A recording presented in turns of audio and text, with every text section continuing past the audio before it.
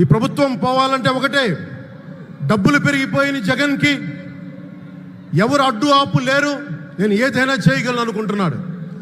రావణాసురుడు కూడా ఒకటే అనుకున్నాడు, నా చుట్టూ బంగారంతో కట్టిన లంక ఉంది, వజ్రాలతో వైడూర్యాలతో ఉన్న పుష్పక విమానం ఉంది, ధీరులు సూరులు మంది మార్బలం ఉన్నారు అనుకున్నాడు. నన్నేం చేయగలడు అనుకున్నాడు.